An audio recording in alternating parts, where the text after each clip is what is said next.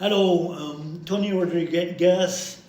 We are in Valence, close to Valence, a city in the south of France. We are here for the Galactic Encounters 2, July 2024. The first edition was in Tours, in France as well. Tony, you are speaker on this conference. Thank you for being here. Tony, what can you tell us about the first 3 days you spent here, listening to other speakers, knowing the French people? Jean, thanks for having me. Well, this is my first trip to Europe. It's my first time I've seen any of Europe, and I've been blown away by it. Honestly, it's way better. It's way more than I expected. So I expected it to see some old architecture and people but the culture, the food, the cleanliness, the travel, all of it has been way more than I expected.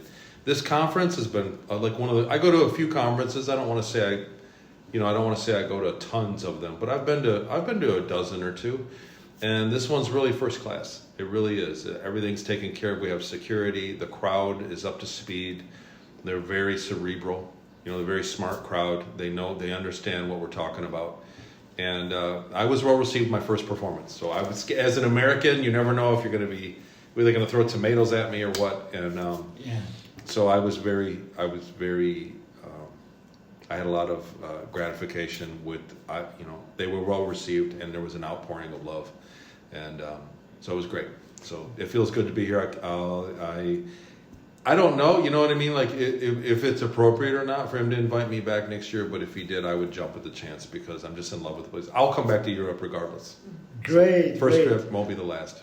Great, thank you, Tony. That's precisely what I was thinking. I'm ready to tell you, to ask you, because it is the second Rencontre Galactic Encounters. Already Jean-Charles Moyen, Mélanie Charest, David Rousseau were there last year, Elena Danao. Mm-hmm. But this year, a great event was to welcome Michael Salah, Dr. Michael Salah. Mm-hmm. It's the first time he's here in France. And I told you I had an interview with him this morning, and I asked him, and of course he is hoping to come back, because we are on a way to help disclosure through witnesses and disclosure, whistleblowers like you and investigators just like Michael Salah. So we just are on a way, so we must not stop. And even ask Michael Salah, do you think it would be a good thing to create events in other countries? He agrees totally. Italy, Germany, Great Britain, Spain. So the community in general, we are a community within a community in the United States. So the UFO community is big. And the secret space program evidence and the community is a part of that community, but a small part of it. And as a result, there are many conferences and there's a saturation. So this one, there's such a big turnout. So quickly, they sold tickets out in a few days. Yeah. That it shows that there's an audience, that there's a need for the information here. Absolutely. So throughout Europe, people are ready for the info. They're eager for it. So there's been a huge turnout for that. Absolutely, because Elena has a channel in French too, and people are following even in English language. Michael Salah has a large audience even here. So it's true. Chris Esson told me that just like last year, in 2 weeks, everything was sold out. And people follow Michael Salah's channel, Elena and Tony and David Rousseau and Jean-Charles Moyen. All this means, as you say, on Rumble, on Reddit, on Odyssey, not only on YouTube. So people follow and they are eager to hear more. So I'm sure, Tony, that you will be invited very soon. They introduced you with applause this morning. If it makes sense. So since I've gone public with my testimony, I haven't looked for places to go. So all my appearances, all my shows I've been on, and everything that I've generated had been an answer to a request. So if people ask me, I'll go tell my story. But I haven't sought out people. I haven't self-promoted because I think that makes it look like disingenuous, and it keeps getting bigger every year. Like every year I get invited to more places people want to hear it. But I don't force my information on anybody. In order to believe me, most people have to not believe something they already do believe. And so it's damaging to force it on someone. Yeah, it will go more and more easily now. through books and interviews, it will be easier and easier because people want to hear. They are not sure what they will believe, but people wonder and they want to hear witnesses now, more and more.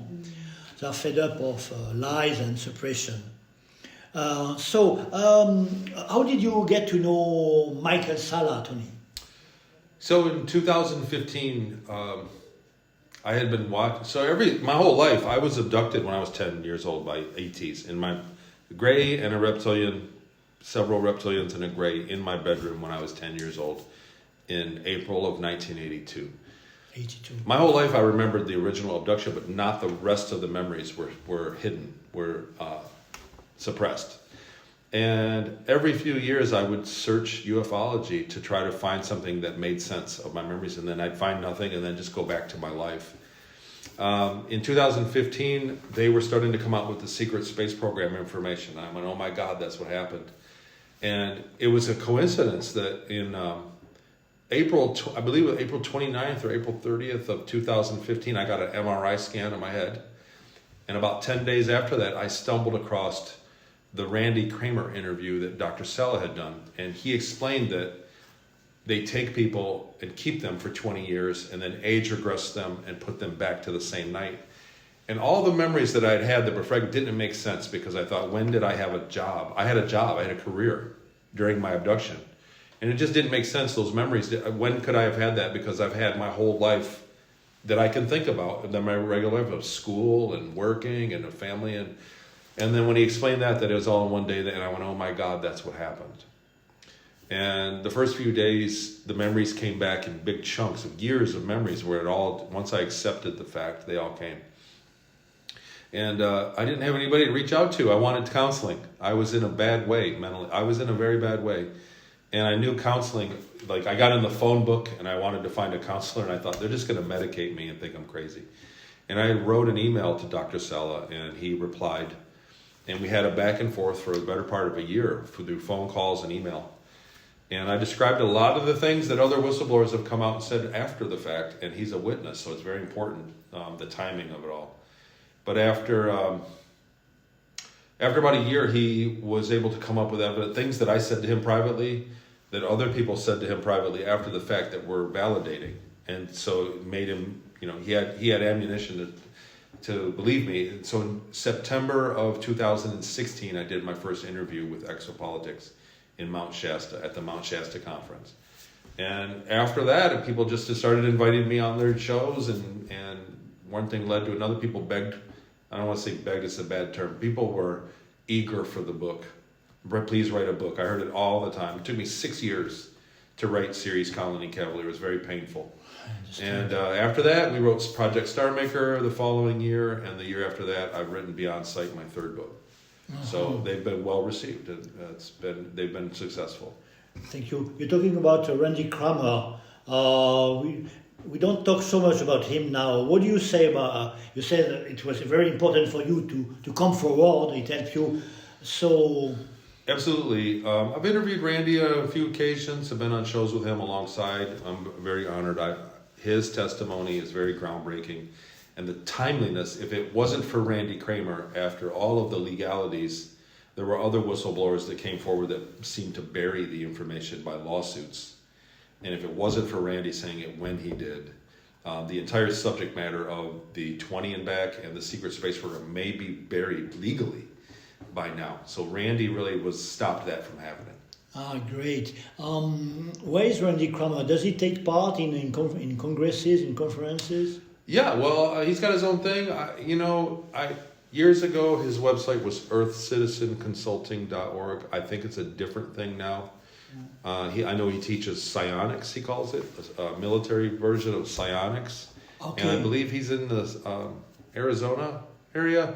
And I've just seen he's recently done interviews. I think he took a break for the last year, but he's recently done some. I'm a fan of Randy's. I got to say, I stand by him, and I'm a big fan of the work he's done. He's really paved the way for people like me. And people tell me the same thing about me, that I've made it where they could come forward. Yeah, it's an honor. There's a channel. There is a channel are a key ring. So Randy Kramer, Corey Good, Tony Rodriguez. So we may expect new whistleblowers to come out. Oh, there are thousands of people that have contacted me that have just as much information. There have been literally a few thousand people have contacted me since I went public in 2016. And I sit down with them and ask them questions that are common denominators of the experience. And they check out. There are many credible witnesses. They just don't have the desire to speak publicly. It's not for everybody. I paid the price. I mean, I, as you can imagine, I've had my share of criticism and attacks. And we all do. Elena Denon, very much so, because, I don't know, crazy men have a strange sense of entitlement with women, it seems. So she's taken a lot of abuse. I witness it. Most of the public doesn't understand what we go through. I believe. But there are many people, there are thousands, literally thousands of people that could be whistleblowers that choose not to. Okay, but so it means hopeful, because sometimes they will be encouraged, and a few of them will start, and more Yes. until we get free. Okay, thank you, Tony. So we're starting with your experience. So you wrote the Ceres Colony. Ceres Colony Cavalier, that's right. Why did you choose this title? Well, the bulk of my time was taken for 20 years. I was 10 years old. I was taken for 20 years in top secret programs on Earth for the first 6 to 8 years, and then shipped off into the space program, which is, if people don't know, colonies and infrastructure in the solar system, colonies that are in the solar system. And the planetoid Ceres, which is in between Mars and the asteroid belt, is colonized by the Deutsch culture, breakaway culture, post-World War II. And I ended up there for the better part of a decade working on interstellar trade missions. I was a ship maintenance and then promoted to cargo engineer. And I lived on Ceres. Inside of it, there are cities connected with high-speed trains, and there are humans alongside other ETs that live in there. And I was there, and I actually at one point got in trouble for cavalier behavior. Oh. So that's why I chose that name, because I was in trouble for behaving in a cavalier way. I understand. And so we're not submitting to the authority at a certain point. I was in love with a girl. So I was in love, and that didn't bode well for my superiors to be happy and carefree. Oh. So the story, I go into detail. But it's a beautiful tribute to ladies then. That's right. A good, important for humankind that we have ladies to encourage us. They make the world go round, for sure. Great. For people who don't know this thing, because you make an interview, people who are interested for UFO magazine, that say, or other channels. For people who don't know, what is a dark fleet? So dark fleet's some kind of a misnomer. It's been translated from so they have many names for the fleet because when they interact with species, alien species that are far away, they have no idea who they are. They don't want to use their calling card, so they make up aliases. So I don't really support the term dark fleet. We called it 0 hour, Midnacht, 0 hour. It meant when they acquired time travel, that everywhere they go, it's midnight. It's the beginning of the day. Everywhere they show up, because it's 0 hour, because they can travel time. So that's what it represented. It's a breakaway group that discovered anti-gravity interstellar flight back in the World War II era. And they made treaties with nearby ET groups of species we refer to as the Orion Group. And it was in Germany. What's that? It was in Germany. It was a faction of Germany. So it's not fair to say Germans. It's not fair to say the Deutsch, because it's the same way that, in the United States, we have a group, you might say the Democrats. The Democrats acquired spaceflight. Well, that doesn't speak for all Americans, but it's Americans. Mm-hmm. And it was the same with them. It was a faction of the Deutsch culture. Mm-hmm. And they were big on their history. So in Ceres Colony Corporation, the planetoid was literally called the Ceres Colony Corporation, or Gesellschaft, in their language. I forget where we were going with that question. So the Dark Fleet was originally with the Nazis. So that fleet, exactly. So they went into space from the Nazi era, and made treatises with the Orion Group, and acquired technology. So high technology, and then they began to it's a complicated arrangement, but they're not after money. So our mission of our ship was not to acquire money, it was to acquire technology, knowledge or technology. There were times I was a cargo engineer in the later years of my 20 years, and I got to see the amount of cargo that went in and out of the ship. And we would take all kinds of goods. We would take clothes, boots, blankets, machines, replicators, microwaves, ovens, raw goods, materials, all, you name it. Pharmaceuticals were one of our most popular things that we took for knowledge. So there were times we took... Where did you export?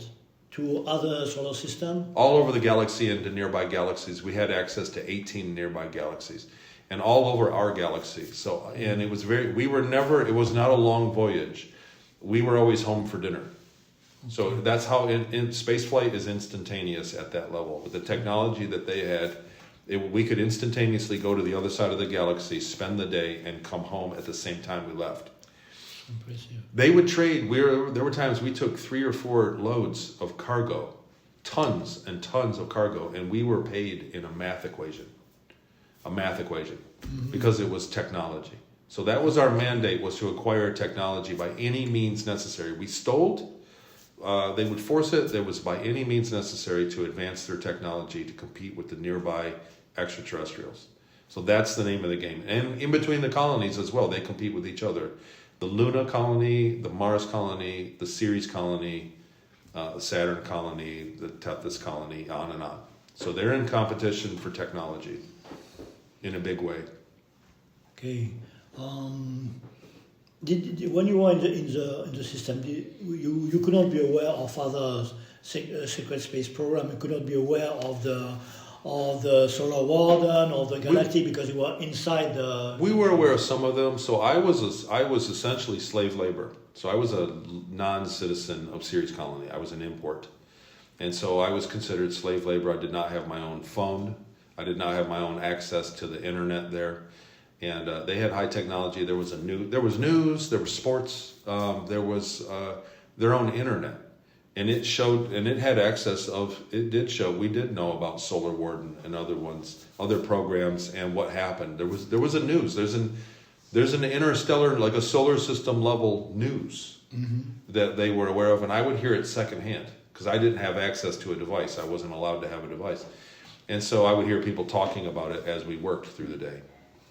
So that's how I knew about that. Okay. Antarctica, were you in Antarctica before? We did missions to Antarctica. We regularly picked up cargo in the Indian Ocean at Diego Garcia. We regularly picked up and dropped off cargo with inner Earth civilizations in the Catarina Mountains of South America. We would go inside a cavern in the Catarina Mountains and drop off cargo there. And from there... Catarina. Yeah. Island? No, there's a set of mountains in Brazil, I believe. Okay. Yeah, I could be wrong about that. It's been a while since I looked it on the map. You can't find it on the map. But somewhere in that mountain range, we used to fly over South America quite often. But we would take cargo there. And from there was in a lake or somewhere that we could go in the lake and go underwater all the way to Antarctica. And it terrified me when the ship flew underwater. It made noises. It popped, and it was a terrifying experience. But we would go under the ice in Antarctica to a giant domed area, and they referred to that as high command. They referred to that as the command. And we would go there and pick up VIPs and take them to Ceres or off to Mars or elsewhere. And we were subject to inspection. So every time we went there, we had to clean everything. It was not fun. It was not a great time. But we went there, a half dozen times, maybe a handful of times. Yeah, okay.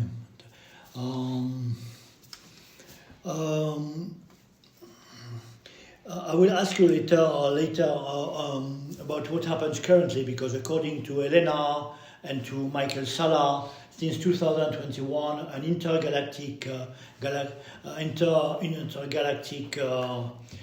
group federation came to the solar system and wanted to check what was Galactic Federation doing against the Nebu, the Orion Grey, and against the Shaka Empire, the reptilians.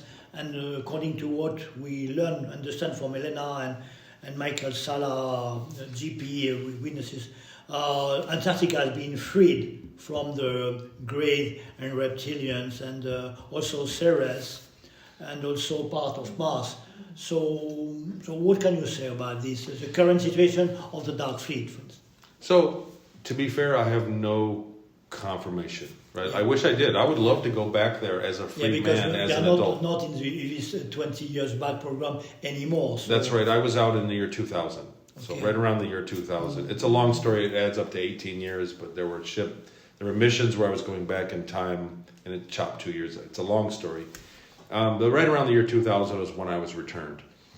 I can say that I have no reason to not believe Elena Danaan. And in fact, there have been things that I've witnessed in her presence that would incline me to believe that the Federation is very real and they're here, that I feel like I've met Federation personnel. So that being said, I would love for all that to be true, but I just don't have I can't say in good conscience that that's the case. It's logic, because you are no more in the Dark Fleet program. I'd be lying. You cannot witness, President Zeo could not have witnessed what happened in 2021. Yeah, if I said I knew what was going on, I would be lying, because I hadn't seen it with my own eyes. So I'm hearing it out of Elena, and I support Elena Danaan and her information. It all matches, it all lines up. I made an interview. Luckily, I was privileged to make an interview with Dr. Salah this morning, and I just know he just did an interview to you. He made an interview to you 1 hour ago, and I asked him about the Dark Fleet, the situation. He told me the Dark Fleet is not destroyed; it has been expelled from the solar system. And it is out of the solar system, but well active in part of the galaxy, or maybe other galaxy. That's right, and that would be likely. So as soon as a group of people, and so on Ceres Colony Corporation, for instance, there were about 250,000 people living inside. 1 million. 250,000. A quarter of a million. Yeah, 250,000. About that, people. Yeah. Was the population living there. So and they have interstellar access, so it makes very good sense that they would set up colonies and bases in nearby stars and even distant star systems, just for redundancy, to stay alive.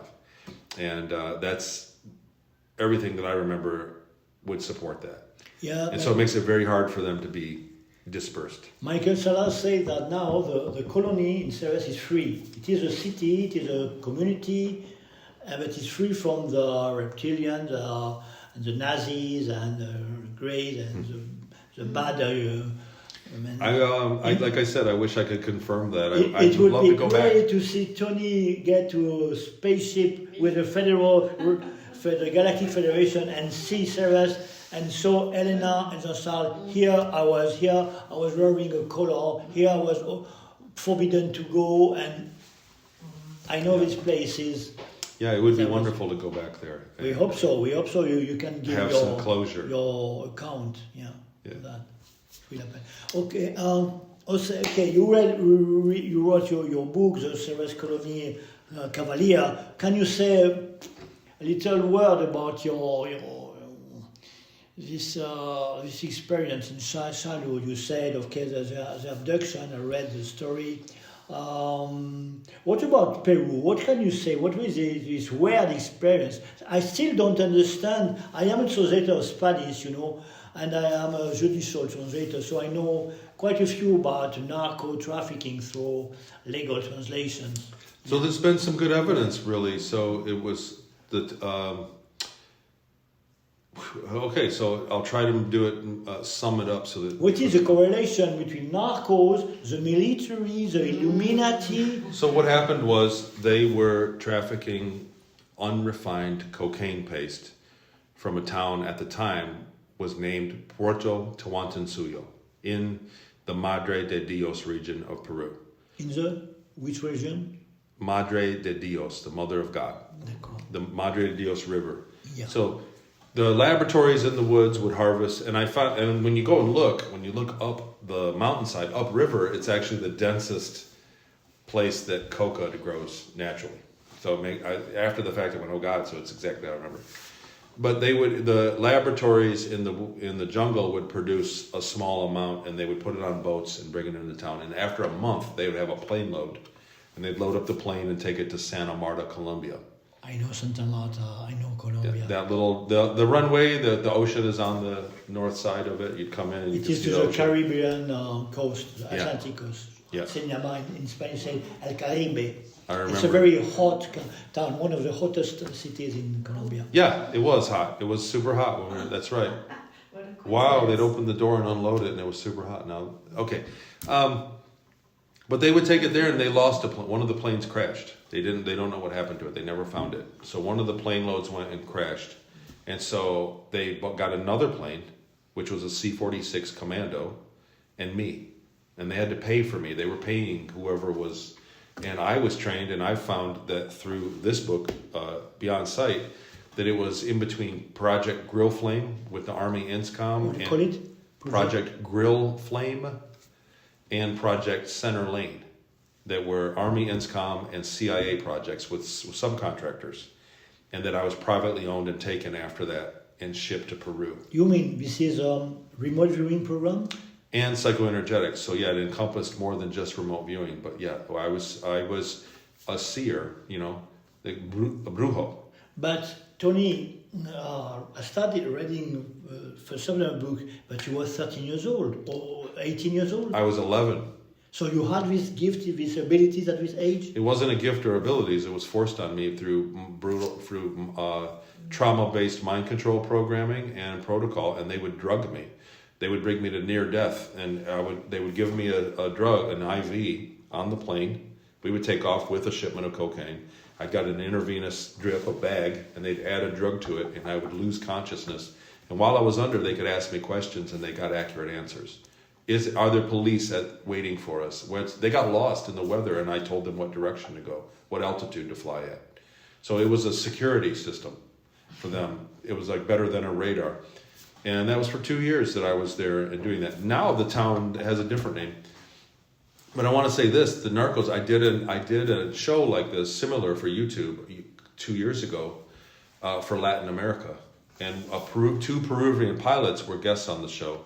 And I said, do you know anything about it? Because I had looked years ago for any record of a C-46 Commando.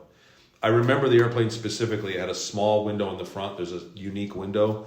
And the name Commando. And when I started looking for cargo, I went, oh God, that's it. So I started looking for records in Peru, and I couldn't find any. They're all in Spanish. All the papers that I found were in Spanish.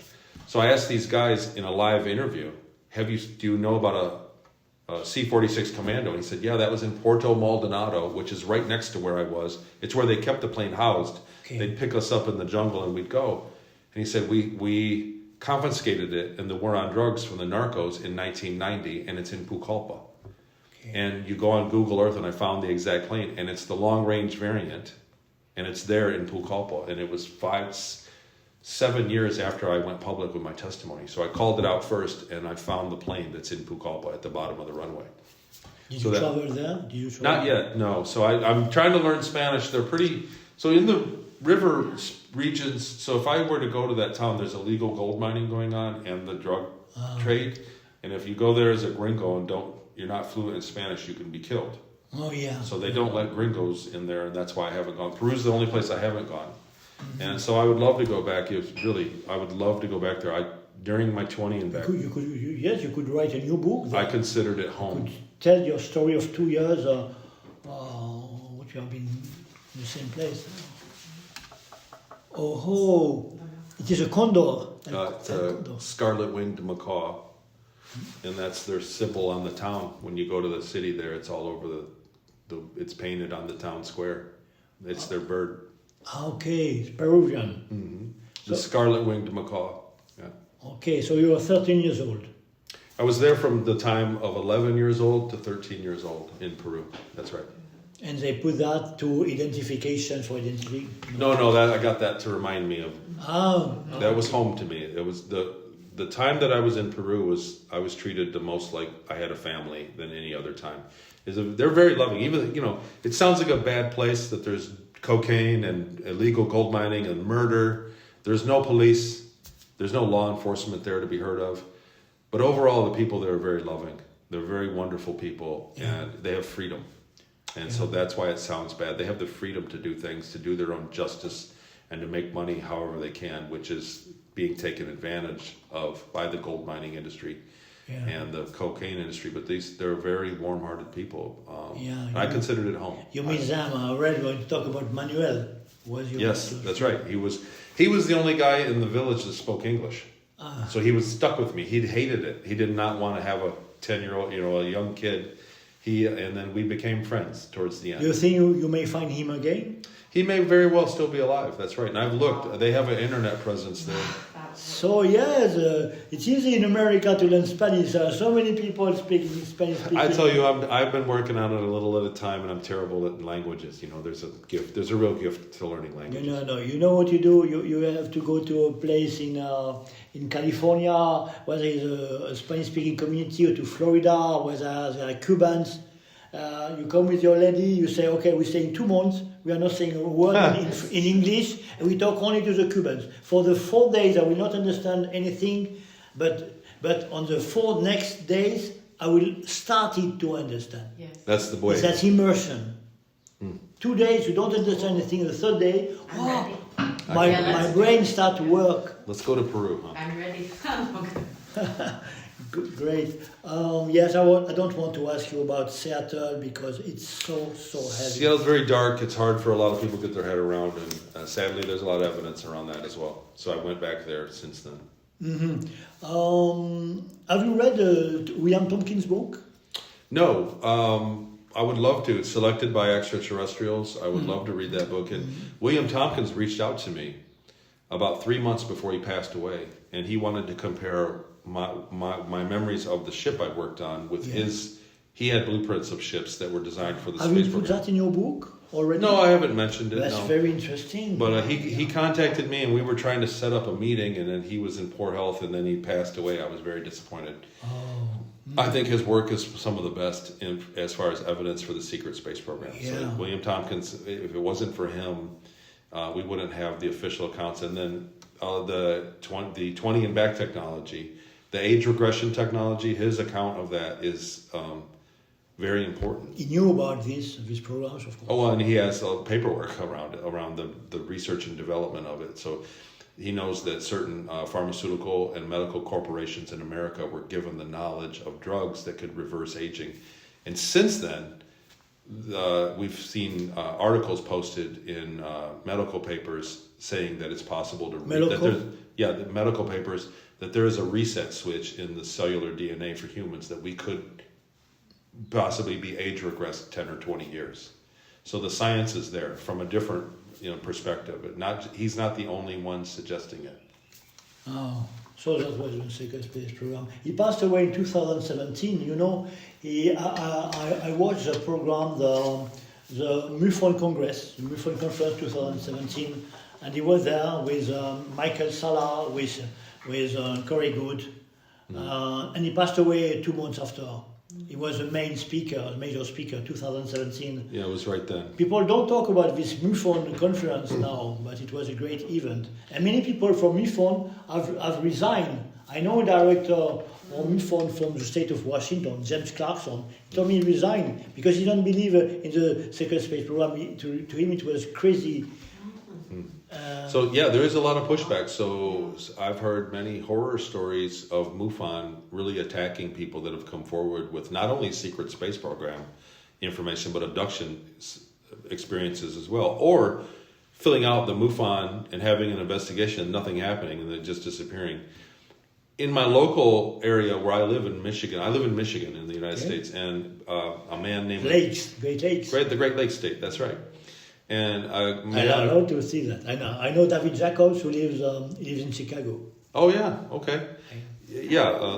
Lake Michigan, right there, is beautiful. He was in Philadelphia. He had a house. He's aging, so now he's retiring pension house in Chicago. Where is his son? Because it's very cold. Why do you stay there? Because my son is there, and there is a Northwestern University where my friend G. Allen Hynek was teaching. Mm-hmm. Oh, it's nice this time of year. what was I going to say? I forgot where I was going with Michigan, but I lived in Michigan. We were talking about William Tompkins, and then I don't know. something else. Forgot what I was going to say. Anyhow, it's okay. But go ahead. Proceed. Okay. So I think it's fine.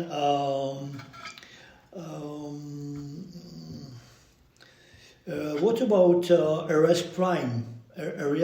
Prime. So there was a very developed city on Mars that I was switched to. So when I was taken to Mars after my stint on set, I was probably 17 years old, and I was in a support soldier program. So not a super soldier. I hate the term super soldier, but I was in a support soldier program. We were taken to Mars, and I was put in a forward base, which was the size where it could hold a few hundred people, and only 50 people were there. So it had been in a dangerous area, an underground base. And after that program was canceled, due to interactions with large insectoids that live on Mars, live inside Mars. They're very large insects. And we had taken losses, and they had adapted to the strategy faster than they were supposed to. They canceled the program, and then they shipped me off. I was flown to a bigger city, and when I say big city, I mean underground. They're all completely underground, large domes, and very plush. There are water fountains, palm trees. It looks like a resort. So all that was owned by the Dark Fleet, right? No, the Mars. So it's the Mars Colony Corporation owns that. Mm-hmm. So maybe we're doing business alongside Zero Hour, but no, it was its own corporation, the Mars Colony Corporation. So it was a very large city. It was very populated. There were people there were civilians. There were military people. It was just as like walking through any major city, but it was underground, and it was very aesthetically pleasing. Like they were flowing. The architecture was artistic. It was it was beautiful. I was there for a while. I was retrained. They gave me an assessment to see what I'd be good at, and they trained me, and I ended up in ship maintenance. And then I was shipped off from the Mars Colony Corporation to the Ceres Colony Corporation via a train that portaled. There was a train that went through a bridge. They called them bridges. They didn't call them portals. And it instantaneously went into the tunnel, and there was a poof of light, and then it ended up. Immediately stopped, and we were on Ceres Colony. Mm-hmm. And that's how I was transported. It was a portal, actually. It was a portal, yeah. Well, they call them bridges. Mm-hmm. So the ship makes a bridge and goes. That was the term that's in the program that they used, a bridge. What do you mean in the Ares Prime? It was human. It was earthly humans in this. That's right. And Americans and Europeans and Asians. There was all walks there. And I don't remember, there were ETs as well, and there were tall, gray-billed ETs. We don't have a lot of great terms to describe them when you say tall gray, but basically a tall white or a tall gray. There were several species that were there, and like I said, it was a city. It was populated, and they were quite comfortable. With other agreements from the Secret Space Program since Eisenhower with the Greys and that's right. That's right. Okay, what are your plans? You're working on. You have published your third book, right? That's right. On the research that I've uncovered. So I went back to Inyokern, the first place in my 20 years. I went back there physically. Inyokern, California, in Southern California. It's right next to China Lake. Lincoln, California? Inyokern. Oh, I don't have this t-shirt on. Inyokern. Yes. So I went back there. That's where I was, and I learned. That's where I went through the trauma-based mind control. Oh, in China Lake, yes. In between Project Grill Flame and Center Lane. And I went back there, and it was just how I found it. I found the buildings that I was in. I found the area. It was validating. And I started finding the paper trail from it. Yeah. So on the CIA declassified library.org.gov, I found literally hundreds of papers from the time, and the dates all match up. So the timing matches. And the other information on how to do remote viewing. An account of your experience through these documents? Absolutely. And it all matches. It's all very supportive and validating. Will you put that in your book? It's in this book right here, Beyond Sight. Beyond Sight. Yes. And How long did it take to write this? I worked on it for over a year on this book, and the book itself doesn't have a lot of words per se. It's only a few hundred pages, but for one chapter, I had to read and research, 80 PDF document, hundreds of pages of research that I did behind it. So I'm very proud of this work. But in the process, I learned many different ways to remote view and a lot of the technology, and I remembered the advanced technology that I experienced while I was learning to remote view and do psychoenergetics. And so that's what I'm kind of unpacking in this book, kind of showing what's possible that the government was doing back in 1982, and kind of presenting it to people because everybody can do it, and it's important. It's an aspect of our life that we live in. Like, we are more than what we think we are. And so it's important work. And it's opened the door to remote viewing groups, psychoenergetics groups, remote viewing for money. So we have a motives group. Mining. For money, for hire. So people can hire us to remote view things that they're worried about or wonder about, I started that. It's called the Motives Group. They're very talented remote viewers. And I'll get a website up by the end of the year. But we just started that. We've had great results. So remote viewing is just there's a big window there. We've done a lot of research. We've done countermeasures, which you don't hear about, how to stop, how to block or hide from remote viewing. And we've been successful. So all of that I put in this book, all the research I've been doing. And it all started from me just trying to prove my account of my time in Inyokern. Yes. So like I said, I was in Inyokern, then Seattle, then Peru, then back to Seattle, then into space. And the time on Earth has given me a wealth of evidence. There are thousands, millions of people that go into these programs that don't have the ability to prove anything. Mm-hmm. And so I'm just lucky that way because they kind of stuck me through the side door. Yeah, great. Thank you very much, Tony. We'll have your interview in a magazine. We'll have it on YouTube channel in French-speaking ways. And in America, you'll have it. You'll have the file. Awesome.